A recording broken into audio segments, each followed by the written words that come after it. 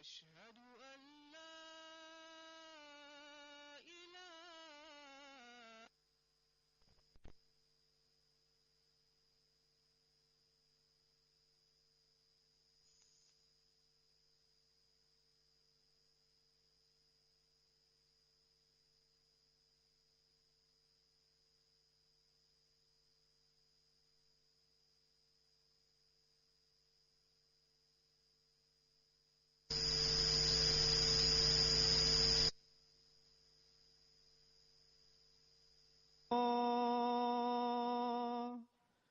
أشهد أن محمدًا رسول الله.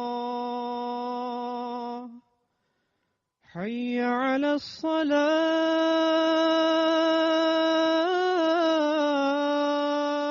الصلاة. حي على الصلاة.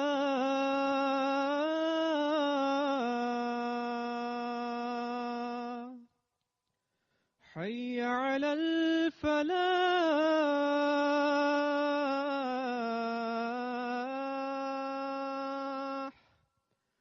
حي على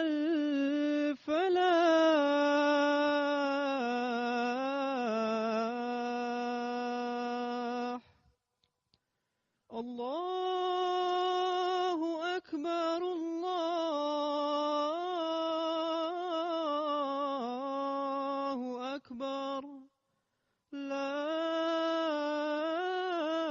إله إلا الله.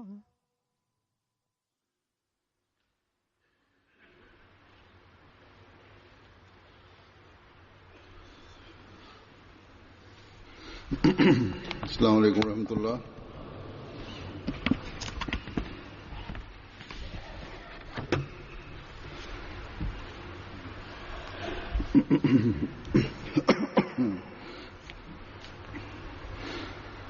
أشهد أن لا إله إلا الله وحده لا شريك له وأشهد أن محمدًا عبده ورسوله. أما بعد فأعوذ بالله من الشيطان الرجيم. بسم الله الرحمن الرحيم. الحمد لله رب العالمين. الرحمن الرحيم. مالك يوم الدين. إياك نعبد وإياك نستعين. اهدنا الصراط المستقيم. صراط الذين أنعمت عليهم غير المغضوب عليهم ولا الضالين. أفلا ينظرون إلى الإبل كيف خلقت وإلى السماء كيف رفعت وإلى الجبال كيف نصبت وإلى الأرض كيف سطحت.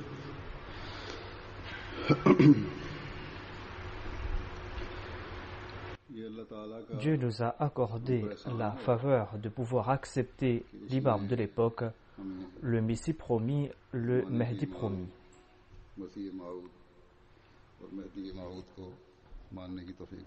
Là où nous avons besoin de direction, quand nous avons besoin de comprendre quelque chose, quand il nous est nécessaire de chercher les perles de sagesse du Saint-Coran, quand nous avons besoin de ces perles de sagesse du Saint-Coran, eh bien, nous avons à notre disposition les ouvrages et les dires de cet envoyé de Dieu, des ouvrages et des écrits qui résolvent nos difficultés.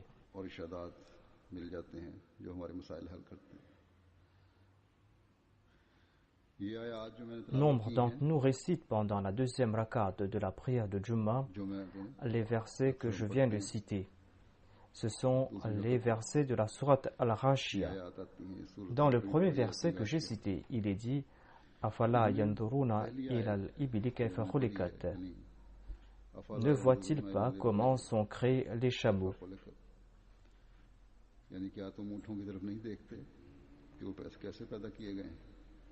Les commentaires que nous présente le Messie premier l'Islam à cet effet sont d'une profondeur, d'une splendeur sublime. Et de surcroît, ces commentaires s'appliquent d'une manière exquise et unique à la vie pratique.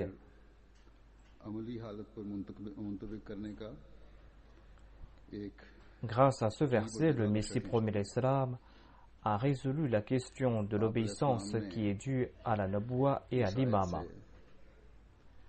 Et en commentant sur le terme Ibil qui signifie chameau, le Messie premier l'Islam nous a expliqué la nature de l'obéissance parfaite, cette qualité fondamentale de ceux qui s'attachent à la Naboua et à l'imama.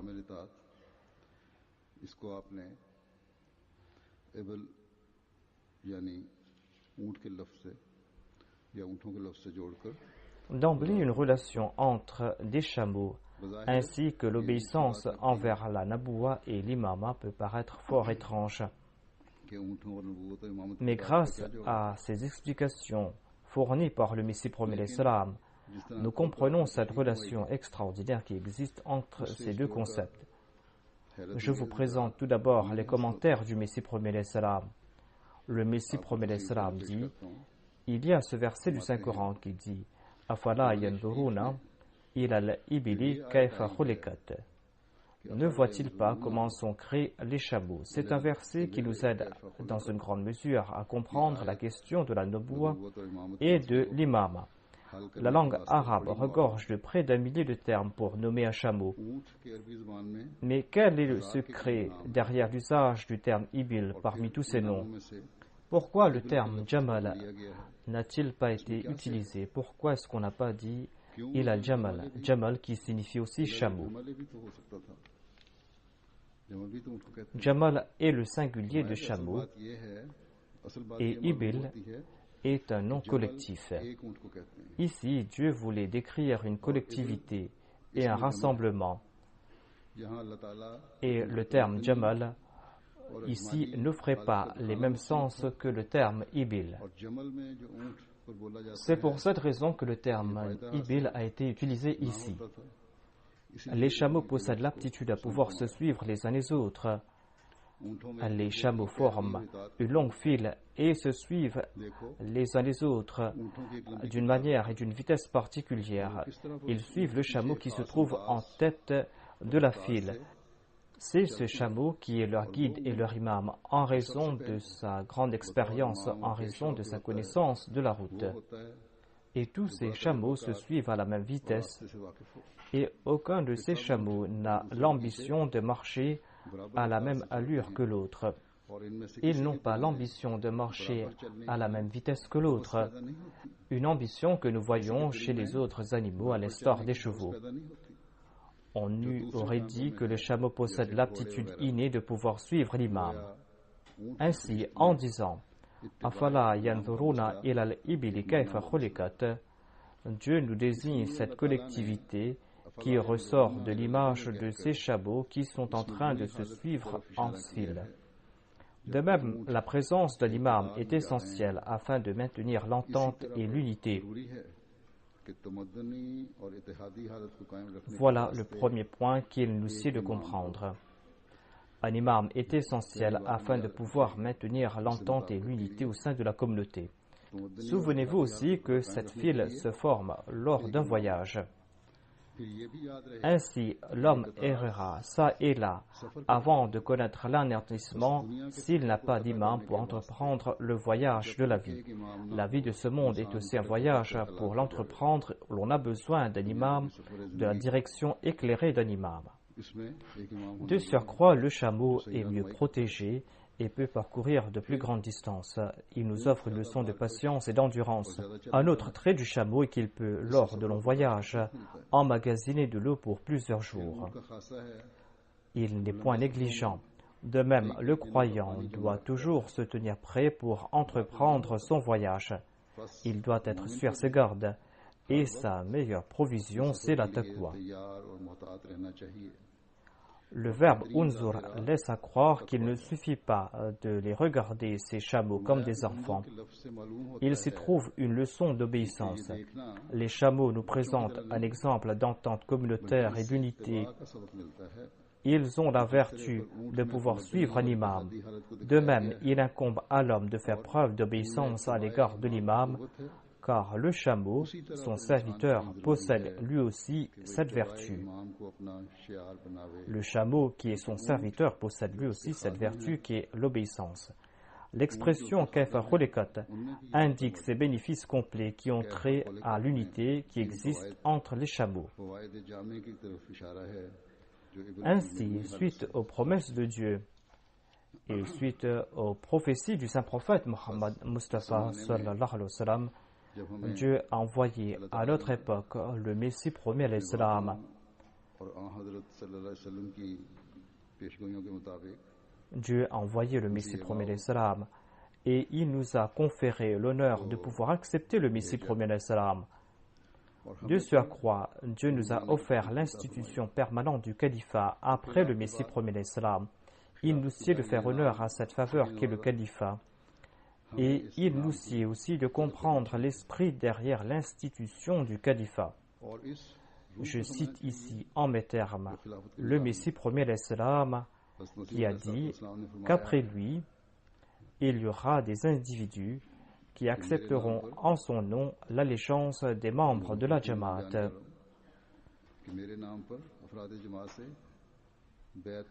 Il voulait dire ici que le califat, en tant que son suppléant, va accepter l'allégeance de ses disciples après lui en son nom. Quand on va prêter allégeance en son nom, l'allégeance au califat et l'obéissance envers cette institution sera un maillon pour atteindre le Messie premier l'Islam. Dans cet extrait de ces dires que je viens de vous présenter, le Messie premier l'Islam a présenté une analogie entre la relation avec la Naboua et l'imama et les chameaux. Le sens évident qui découle de cette explication est que le salut et le progrès spirituel de ceux qui ont prêté allégeance au Messie premier l'Islam sont liés à l'institution du califat qui a été établie après le Messie premier l'Islam.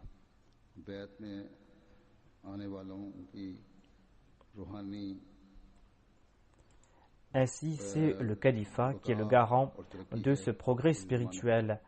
La Jamaat progressera tant que nous serons attachés à l'institution du califat.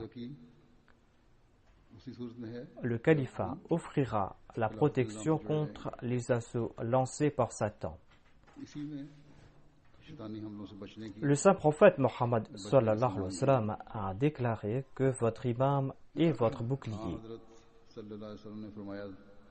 Vous serez à l'abri tant que vous vous trouverez derrière ce bouclier. Se trouver derrière le bouclier signifie faire preuve d'une obéissance parfaite à l'égard de l'imam. C'est de suivre la file qui a été définie pour vous.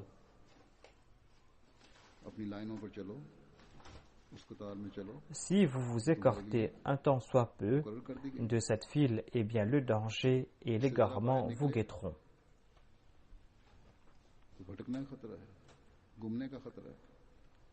Ensuite, le saint prophète Mohammed Mustafa sallallahu alayhi wa sallam a aussi déclaré à propos de l'obéissance que Waman atwa'a amiri faqad atwa'ani, Waman aswa'a amiri faqad aswa'ani.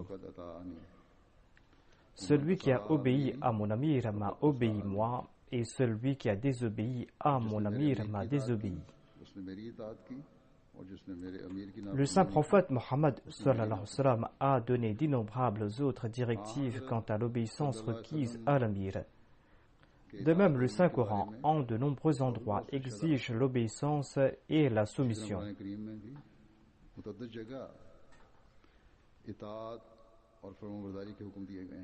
La soumission et l'obéissance ont été exigées car c'est cela le secret du progrès de la Jamaat. C'est un secret que tout individu lié à la Jamaat doit connaître.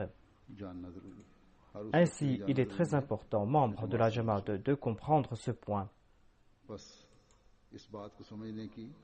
Cela est d'autant plus important aujourd'hui, car d'aucuns expriment des opinions erronées au nom de la liberté.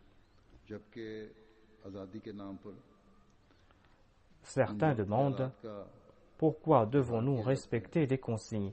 Pourquoi nous impose-t-on des règlements? Pourquoi ne sommes-nous pas libres dans certaines affaires?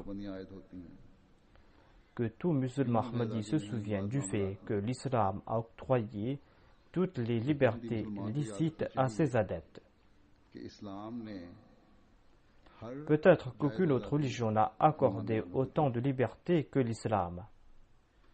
Au contraire, il ne peut y avoir de comparaison dans ce domaine. Cependant, des limites ont été prescrites afin de favoriser la réforme morale de l'homme. Des limites ont été prescrites pour son progrès spirituel et afin qu'il y ait aussi de l'unité au sein de la Jamaat et afin que la Jamaat puisse progresser. Il est important de respecter ces limites.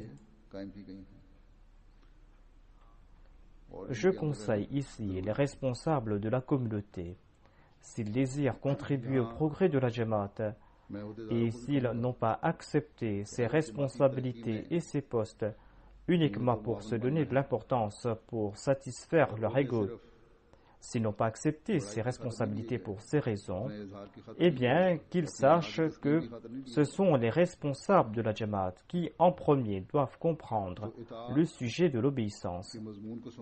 Cela concerne tous les titulaires de poste, quel que soit leur niveau.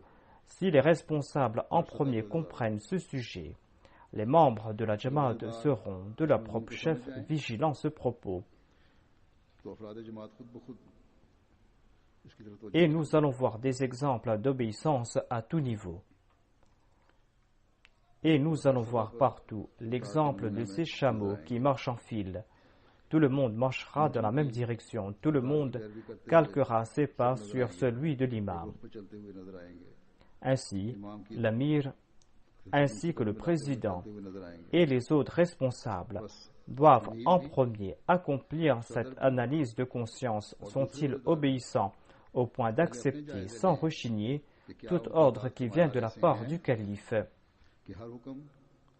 Est-ce qu'ils acceptent ces ordres sans rechigner, ou bien tentent-ils d'interpréter ces ordres, ou bien obéissent-ils à ces ordres immédiatement? S'ils commencent à chercher des interprétations, ce ne serait pas là de l'obéissance. Il y a un récit qui nous vient de l'époque du saint prophète Mohammed sallallahu alayhi wa sallam. Ce récit est celui d'Abdullah bin Masoud, un de ses compagnons, qui s'est assis sur le champ dans la rue quand il a entendu l'ordre du saint prophète Mohammed sallallahu alayhi wa sallam de s'asseoir. En entendant cet ordre, il ne s'est pas dit que cet ordre s'applique uniquement à ceux qui se trouvent dans la mosquée. Au contraire, il s'est assis sur le champ et il s'est traîné à même le sol jusqu'à la mosquée. Quelqu'un lui a dit: pourquoi êtes-vous en train de ramper ainsi?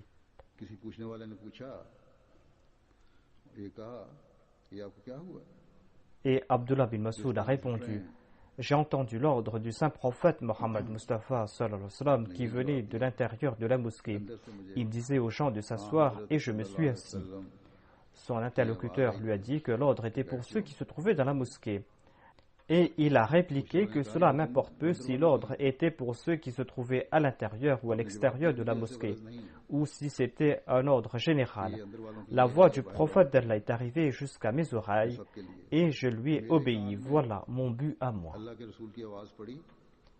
Ainsi, voilà la norme que nous devons atteindre dans l'obéissance. Il y a des responsables qui suivent certes tous les consignes qui viennent de la part du calife, mais ils le font avec beaucoup de mauvaise volonté.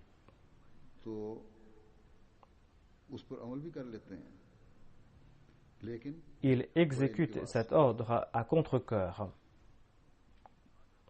Obéir à contre-cœur n'est point obéissance. L'obéissance, c'est d'agir sur le champ.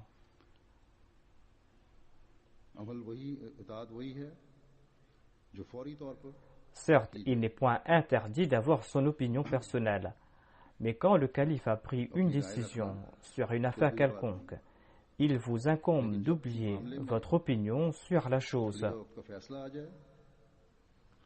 Vous devez oublier complètement votre opinion personnelle sur la chose. Hadrat Mirza Bashir Ahmad Sahib disait qu'il avait son opinion sur certaines choses et qu'il présentait au calife ses opinions en les soutenant avec ses arguments. Mais, dit-il, si mon opinion a été rejetée par le calife, eh bien jamais je me suis demandé la raison pourquoi mon opinion a été rejetée. Je ne me suis jamais soucié de ce qu'était mon opinion. Mon opinion devient l'opinion du calife. Et en faisant preuve d'une obéissance indéfectible, j'ai exécuté l'ordre qui venait de la part du calife. Le Messie premier l'Islam dit: offrez-vous entre les mains de votre imam à l'instar d'un cadavre entre les mains de celui qui le lave. Un cadavre ne peut mouvoir, c'est celui qui le lave qui le bouge. De même, il incombe à celui qui fait preuve d'une obéissance parfaite que de se confier entre les mains de son imam.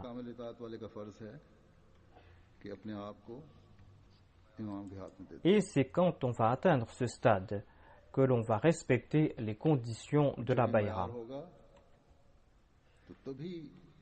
Et c'est là que l'on va pratiquer l'obéissance préconisée par Dieu et par son prophète.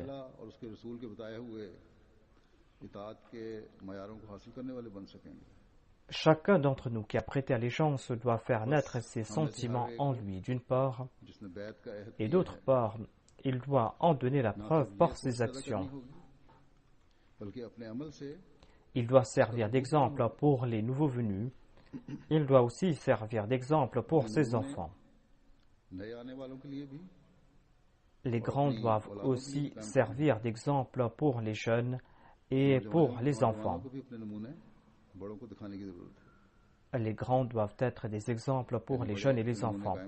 Mais qui plus est, il est encore plus important pour tous les responsables, d'en haut jusqu'en bas, de servir d'exemple dans ce domaine.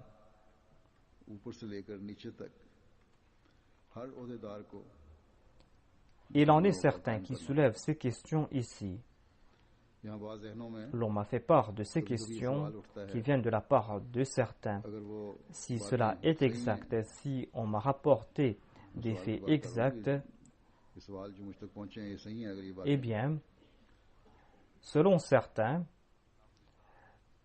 faire preuve d'une obéissance parfaite peut être nuisible. D'aucuns en Allemagne croient peut-être que l'obéissance parfaite peut être nuisible parce qu'ici en Allemagne, Hitler avait imposé son autorité dans ce pays. Et Hitler s'était fait dictateur au cours de la Deuxième Guerre mondiale.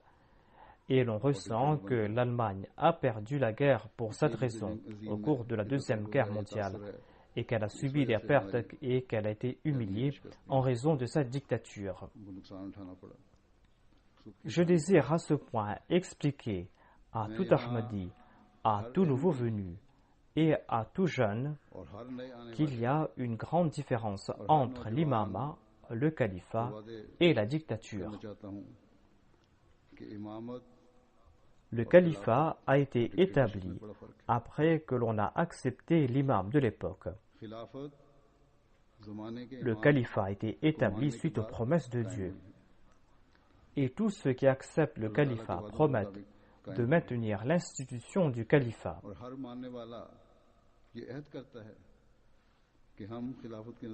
Il n'y a point de contrainte en matière de religion. Quand on a accepté la religion de gaieté de cœur, il incombe aussi à tout Ahmadi de respecter son engagement, de soutenir le califat, afin d'établir les préceptes de la foi. C'est un engagement qui est important de respecter afin de maintenir l'unité au sein de la communauté.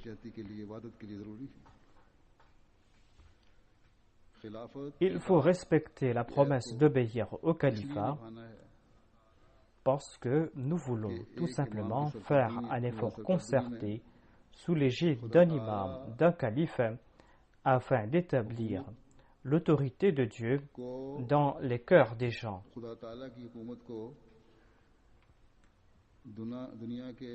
Les autres musulmans n'ont aucun guide quant à eux.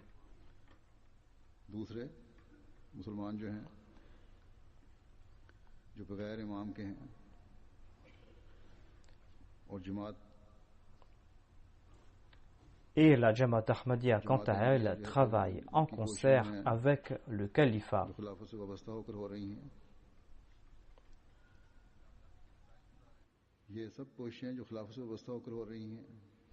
Certes, les autres musulmans possèdent aussi les véritables enseignements de l'islam, mais en mettant en pratique les véritables enseignements de l'islam, la Jamaat Ahmadiyya, quant à elle, est en train de remporter ses succès en raison de l'unité qui existe sous l'égide du califat.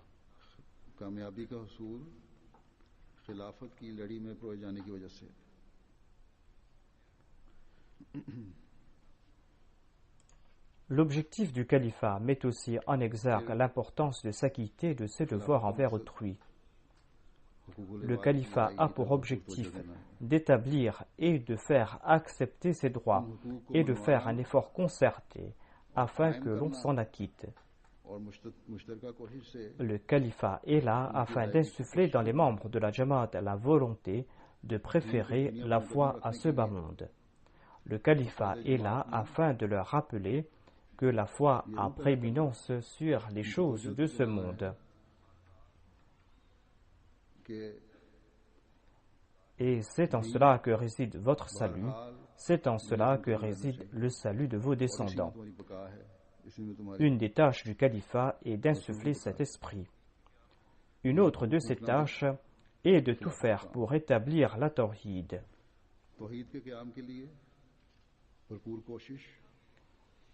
Les leaders de ce monde, quant à eux, ont des objectifs mondains. Leur tâche, c'est d'élargir le cercle de leur autorité mondaine.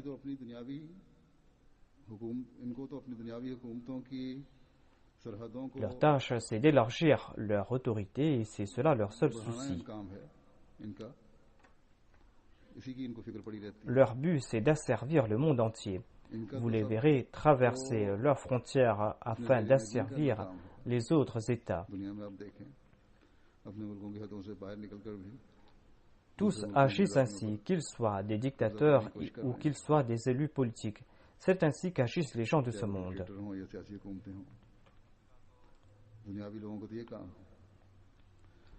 Ils sont là pour broyer la justice afin de satisfaire leur égocentrisme trompeur et leur réputation. C'est ce que nous voyons dans les pays musulmans et ailleurs.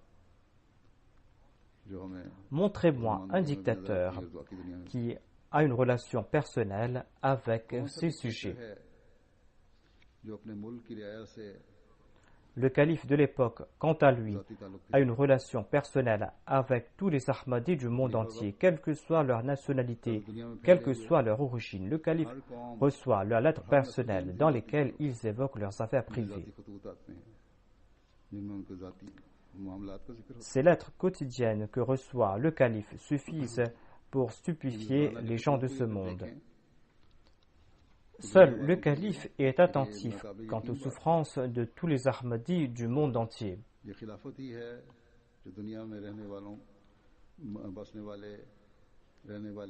Le calife prie pour eux.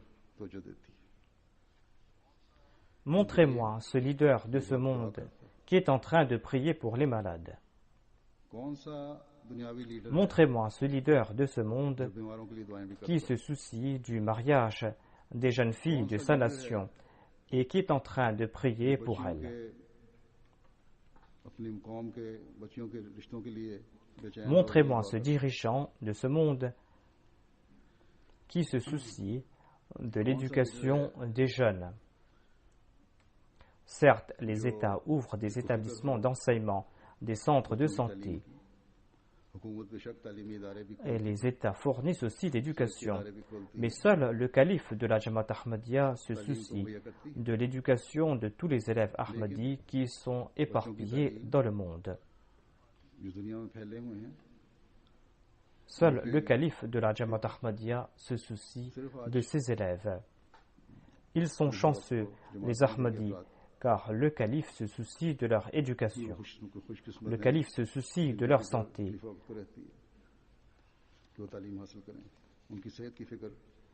Le calife se soucie aussi de leur mariage. Il n'y a pas un seul problème d'ordre personnel ou communautaire auquel fait face les Ahmadis du monde entier et qui ne reçoit l'attention du calife et qu'il n'essaye pas de résoudre dans la pratique en sus du fait qu'il est en train de supplier Dieu à ce sujet. Il n'y a pas un seul problème pour lequel il ne prie pas. Moi ainsi que les califes qui m'ont précédé, nous l'avons toujours fait.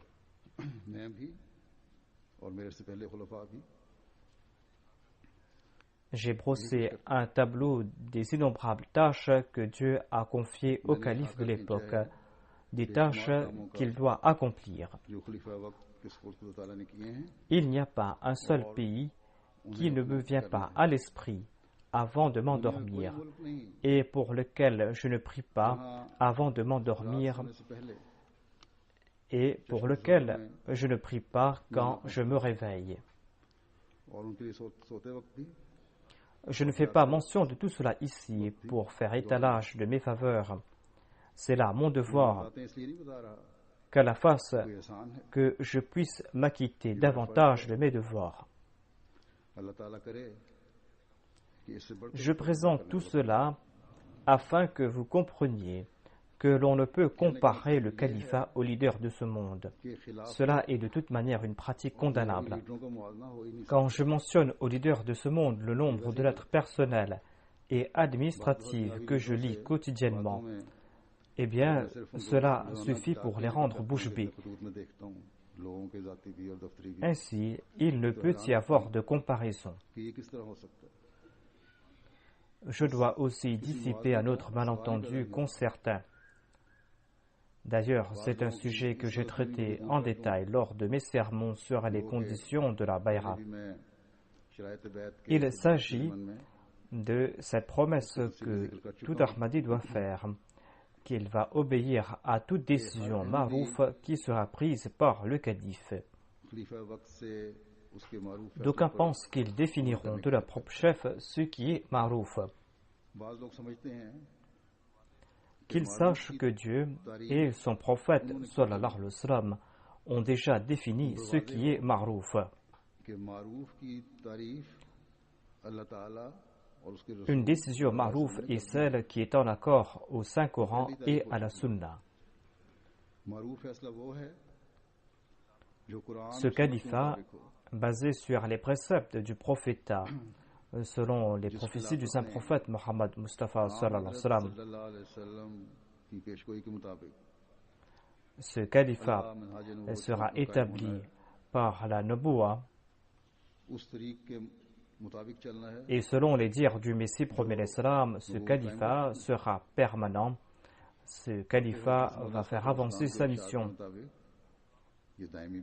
Ce califat ne peut accomplir quelque chose qui soit contraire au Saint-Coran et à la Sunna. Voilà le sens de Ma'rouf. Ainsi, il n'y a pas d'autre voie à suivre que celle de l'obéissance. Ceux qui pensent autrement, eh bien qu'ils prouvent que telle décision prise par le calife ou telle action de sa part est contraire à la Sunna et au Saint-Coran. Sachez aussi que le saint prophète Mohammed a aussi déclaré que vous devez obéir à toute décision prise par les califes bien guidés et que vous devez suivre leur action et leur sunna. Ainsi, il faudra bien réfléchir avant de prouver qu'une décision quelconque était inappropriée de la part du calife. Si vous désirez rester dans la Jamaat et si vous présentez votre opinion, eh bien en ce cas, vous devez avec respect écrire au calife. Vous avez le droit d'écrire au calife, mais par contre, vous n'avez pas le droit d'en faire mention à droite et à gauche. Vous n'avez pas le droit de répandre de fausses rumeurs d'un endroit à un autre. Si la personne concernée a eu un malentendu, le calife pourra dissiper ces malentendus. Et si le calife pense qu'il est nécessaire d'informer la Jamaat à propos de ce malentendu, eh bien, il va le faire. Quand la Jamaat progresse, eh bien, les hypocrites désirent aussi entrer en action. Les jaloux aussi se mettent à pied d'œuvre.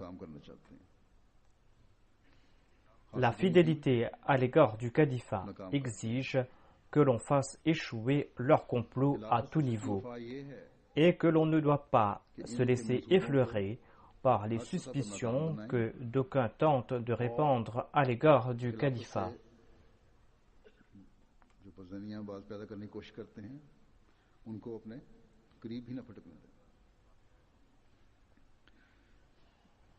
Il y a un fait qui concerne le Maulvi Sher Ali quand il s'arrêta à Bombay lors de son voyage pour Londres dans le cadre de la traduction du Saint-Coran en langue anglaise. Il s'arrêta à Bombay un vendredi et les membres de la Jamaat lui demandèrent de diriger la prière du vendredi ce jour-là.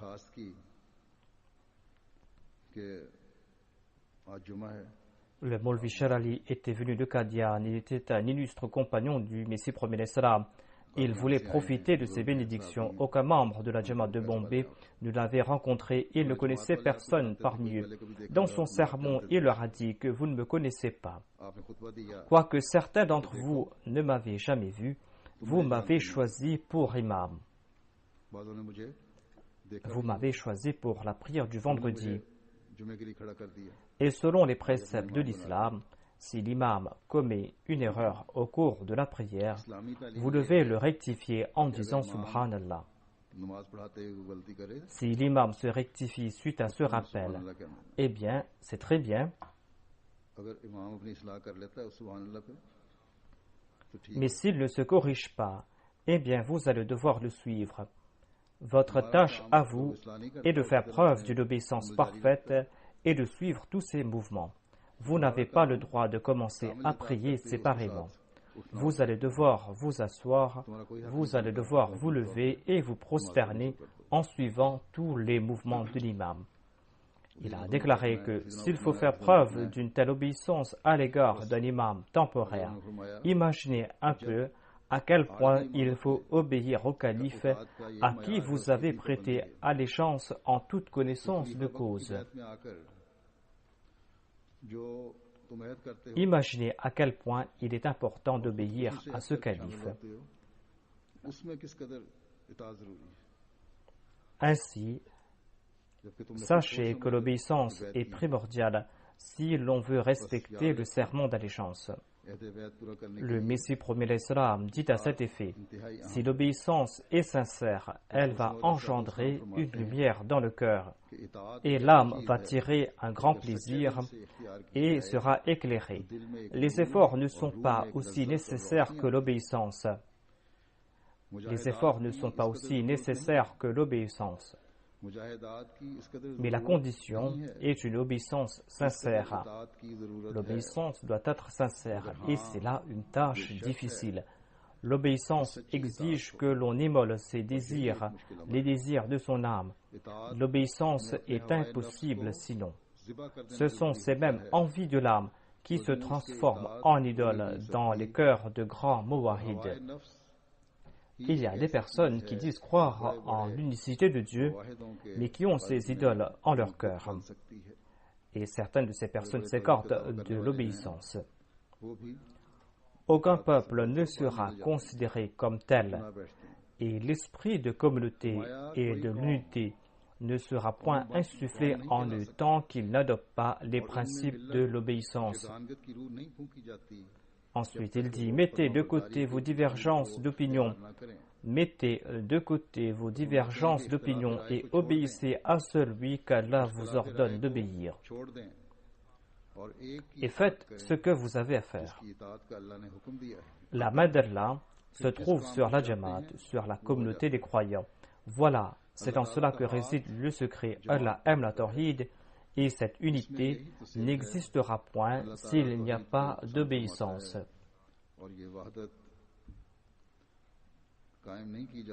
L'histoire de l'islam nous apprend qu'en raison de leur obéissance, les compagnons du saint prophète Mohammed sallallahu alayhi wa sallam étaient prêts à se faire égorger.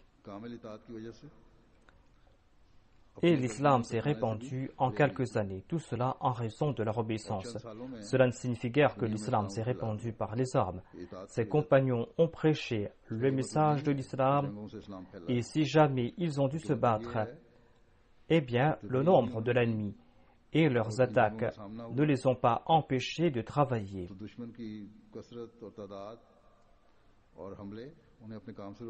Ils étaient animés de cet esprit d'obéissance et c'est pour cela qu'ils étaient prêts à combattre l'ennemi même s'il était en grand nombre.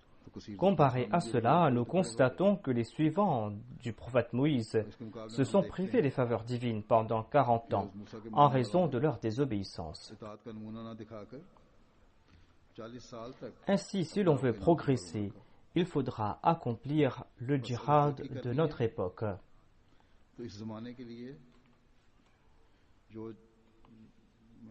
Il faudra accomplir ce djihad, à savoir le djihad de sa réforme morale. Il faudra accomplir ce djihad de la prédication du message de l'islam. Il faudra participer dans ce djihad, se mettre derrière le calife et participer dans ce djihad. Il faudra suivre l'exemple des chameaux, tout comme nous l'a expliqué le Messie promis alayhi salam. Il faudra suivre l'exemple de ces chameaux. L'obéissance doit être notre deuxième nature. Au contraire, l'obéissance à l'imam doit avoir prééminence sur toute chose.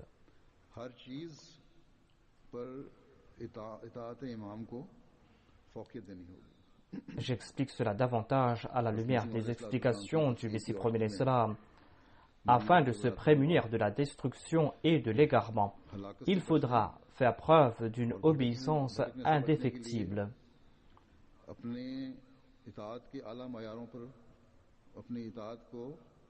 Et c'est en se cramponnant au califat que l'on pourra traverser toutes ces difficultés avec patience et avec constance. Le Messie promet l'Islam nous explique que c'est en se cramponnant au califat que l'on pourra traverser toutes ces difficultés. On pourra le faire avec patience. Les ennemis de l'Ahmadiyya peuvent, autant qu'ils le veulent, mettre de la pression sur nous. Ils peuvent, dans leur prétention, nous créer autant de difficultés qu'ils le veulent. Ils peuvent, dans leur prétention, mettre de la pression sur nous et entreprendre leur dernier effort pour nous anéantir. Allah, Inch'Allah, ne cessera de nous mener vers nos destinations. Mais la condition est l'obéissance, une obéissance parfaite. Certes, les autres musulmans disent croire dans le Saint-Coran, ils disent croire dans la Sunna, ils affirment traduire dans la pratique leurs préceptes, comme je l'ai dit, mais nous ne voyons point la patience et la persévérance parmi ces musulmans. Que font-ils d'autre, ces gens-là, hormis le fait de diffamer l'islam?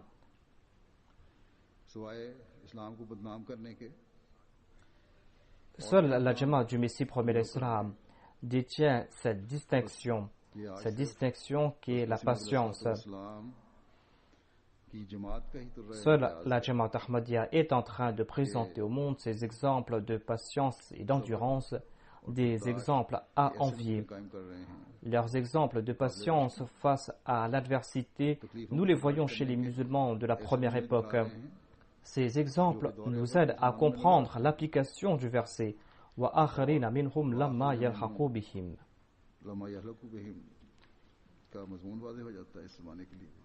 Ensuite, le Messie promet l'Islam nous explique aussi que le chameau retient de l'eau dans sa bosse pour son voyage. Ce n'est pas lorsqu'il aura besoin d'eau qu'il va commencer à en chercher. Le chameau retient de l'eau afin de s'en servir quand il en aura besoin.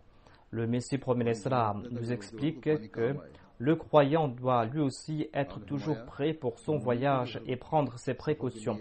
Comment se préparer, comment se prémunir pour ce voyage? Il faudra avoir ses provisions.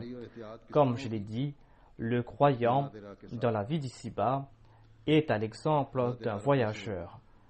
Et la meilleure des provisions du croyant, c'est la taqwa. Ainsi, il nous incombe de parer nos actions et nos ibadas de cette couleur. Nous devons les parer de cette couleur afin qu'ils soient pour nous les meilleures provisions. Nous avons reçu l'eau spirituelle en acceptant l'imam de l'époque. Il nous incombe maintenant de la récolter, cette eau. Il nous incombe d'en profiter. C'est une vérité que tout Ahmadi doit comprendre. Chanceux est celui qui écoute les paroles de l'imam de l'époque en étant imbu d'une obéissance parfaite et qui met en pratique ces paroles de l'imam. Ce sont ces actions qui lui font profiter des faveurs du califat.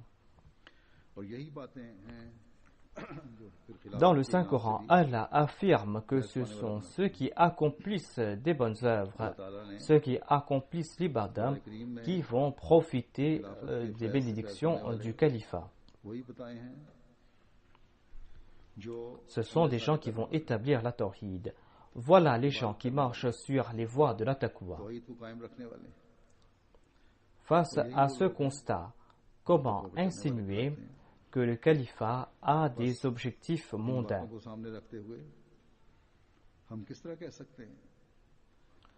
Comment insinuer que le califat a des objectifs mondains ou que le califat ressemble aux gens de ce monde?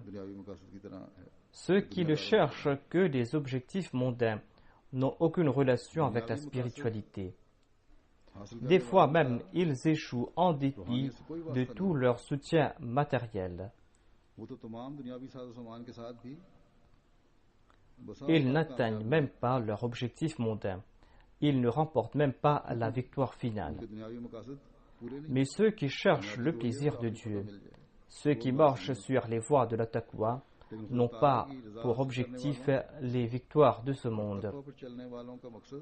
Leur but, c'est de se rapprocher de Dieu en faisant preuve d'une obéissance parfaite. Leur but, c'est de grandir dans leur taqwa. Notre but est d'établir l'autorité de Dieu sur terre. Nous ne cherchons point des avantages de ce monde, nous ne cherchons point des avantages personnels. Notre but, c'est de faire flotter le drapeau de l'unicité. Nous devons conquérir le cœur du monde et le placer sous la bannière du saint prophète Mohammed sallallahu alayhi wa sallam. Voilà le but de nos programmes, d'établir ainsi que nos autres activités. Nous prions et nous devons prier pour que nous puissions atteindre cet objectif. Ainsi, le califat est en train d'œuvrer pour ces objectifs. Mais comme je l'ai dit, pour cela, il faudra comprendre l'esprit du califat. On doit comprendre le sens du califat. et l'on comprendra cela lorsque l'on aura une certitude parfaite dans l'obéissance. L'on peut se considérer grand érudit, grand penseur, grand orateur, mais si l'on est dénué d'obéissance, eh bien l'on n'aura pas sa place au sein de la Jamaat Ahmadiyya. Et cette connaissance et cette intelligence n'accorderont pas non plus aucun avantage spirituel au monde. Nous devons tout le temps nous souvenir de cette phrase du Messie premier l'Islam. Le Messie premier l'Islam qui a déclaré que l'obéissance à l'imam doit être l'habit de l'homme. Quand on fera preuve d'une obéissance parfaite à l'égard du calife, quand on va exécuter les ordres et les directives que l'on a reçus de la part du calife, et quand on cessera d'en chercher les interprétations, quand on va agir en ce sens, c'est là que la connaissance ainsi que l'intelligence, tous deux, rapporteront leurs fruits et fleuriront, tout en attirant le plaisir de Dieu.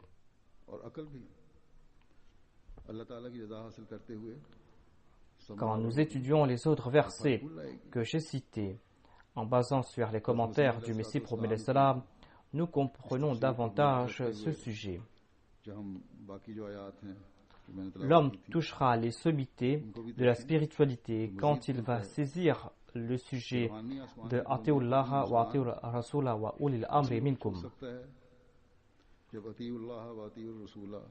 Et les responsables ne pourront se considérer investis d'une autorité quelconque et dignes d'être obéis tant qu'ils ne font pas preuve d'une obéissance parfaite envers le califat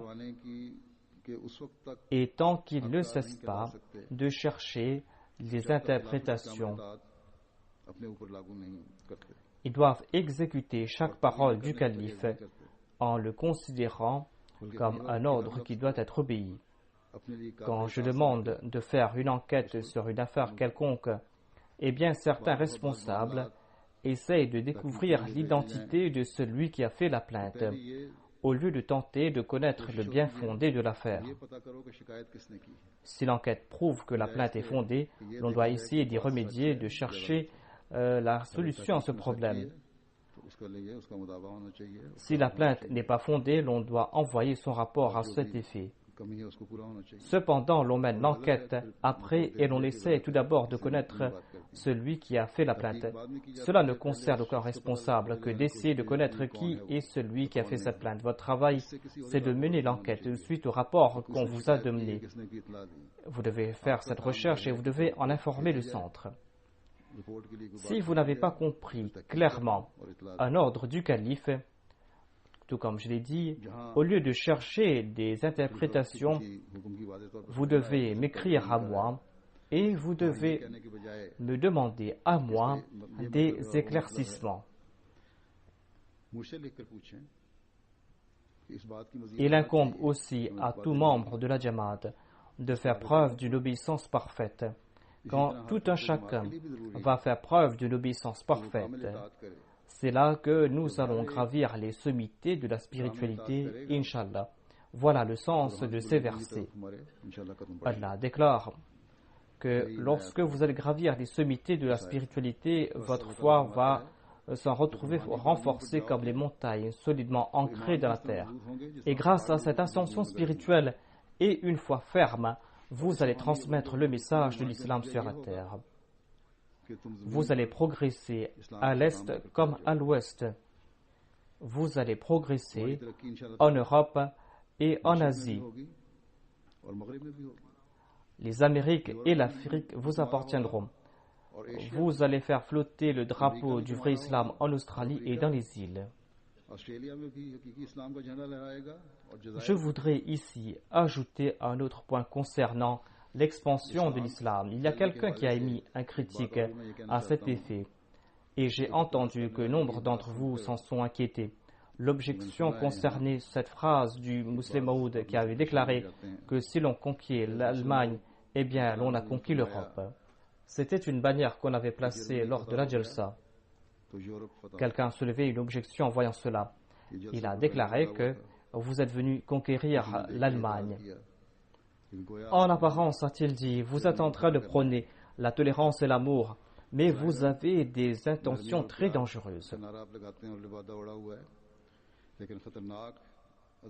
C'est là aussi une manque de compréhension de la part de celui qui a soulevé cette objection. C'est manque d'intelligence ou méchanceté de sa part. S'il y a méchanceté de sa part, eh bien c'est dangereux parce qu'il est en train de soulever les gens contre la Jamaat et les musulmans. Et il y a aussi manque de connaissance de la part de celui qui répondait à cette objection. Il s'est inquiété pour rien, se demandant quelle sera la conséquence de cette question. Les Allemands de souche, en général, sont des personnes intelligentes dans leur ensemble. Ils comprennent que la Jamaat est en train de prêcher son message dans le monde. La Jamaat est en train de servir l'humanité. La Jamaat est en train de diffuser le message de l'islam. La Jamaat est en train d'agir en ce sens afin de faire connaître les beaux enseignements de l'islam aux autres et afin de les rapprocher de l'islam et afin de les accueillir au sein de l'islam. Le terme conquête ne signifie guère que nous aurons recours aux armes ou que nous allons faire main basse sur le pouvoir, que Dieu nous en préserve. Nous annonçons depuis le début qu'il n'y a point de contrainte en matière de religion. Comme je l'ai dit, c'est une question de cœur. On n'a point besoin de s'en inquiéter. Tout comme je l'ai dit, nous sommes en train de prêcher le message de l'islam dans le monde entier. Cela ne concerne pas l'Allemagne ou l'Europe. Inch'Allah, nous allons conquérir le monde entier. Mais nous n'allons pas le faire par l'épée. Nous allons le faire en conquérant les cœurs des gens. Nous allons le faire en présentant les beaux enseignements de l'islam dans les cœurs. Si Hadrat Muslim Maud avait prononcé cette phrase, eh bien, il a évoqué la grandeur du peuple allemand. Il avait prononcé cette phrase lors d'une rencontre avec un jeune Allemand, Ahmadi. Il y avait un jeune Allemand qui était parti voir le deuxième calife. Il avait déclaré que les leaders de l'Europe sont les Allemands. Il a évoqué leur grandeur. Il a déclaré que leurs leaders ont ces grandes aptitudes. S'ils ont compris l'islam, eh bien, sachez qu'ils pourront expliquer cela à l'Europe tout entière et l'Europe va accepter ce qu'ils ont à dire. Hadrat Muslim Maud a dit une vérité. Nous en voyons la preuve aujourd'hui. On a fondé l'Union européenne et vous allez constater que ce sont les leaders allemands qui dépassent les autres dans leurs aptitudes. Ici, il n'est pas question d'armes, d'épées ou de contraintes. Il est question des enseignements de l'islam, l'enseignement d'amour, le fait d'établir cette relation avec Dieu. Il est question ici d'établir ces enseignements dans les cœurs des gens. À Wiesbaden, j'ai fait la pose de la première pierre d'une mosquée et il y avait plus de 400 invités qui étaient présents. J'ai présenté en bref les enseignements de l'islam. Et tous ont dit que c'est un message qui est le cri de notre cœur.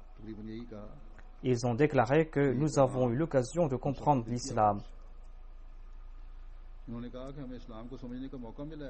Ainsi, nous devons comprendre que si nous désirons l'aide de Dieu, si nous faisons preuve de sincérité et de fidélité, eh bien certainement, parmi ces personnes, parmi leurs descendants, il y aura des gens qui vont embrasser l'islam. Dieu va accorder la possibilité à celui qui désire accepter l'islam de l'accepter. Ainsi, il n'est point besoin de s'inquiéter et d'avoir peur. Il n'est point besoin d'hésiter. Il n'est point besoin de prendre la défensive. Il n'est point besoin de présenter des réponses dans lesquelles il y a des relents de peur et de crainte. Nous n'avons pas en vue les pouvoirs de ce monde, nous n'avons pas besoin de ces pouvoirs de ce monde. Notre tâche, c'est d'établir l'amour de Dieu dans les cœurs des gens et de pousser les gens à se prosterner devant Dieu. Et Inch'Allah, nous allons agir en ce sens. Ainsi, pour accomplir cette tâche et afin d'atteindre cet objectif, il incombe à tout Ahmadi de faire preuve d'une obéissance indéfectible à l'égard du califat. Qu'Allah nous en accorde la possibilité à nous tous. اللہ تعالیٰ سب کو اس کی توفیق عطا فرمائے.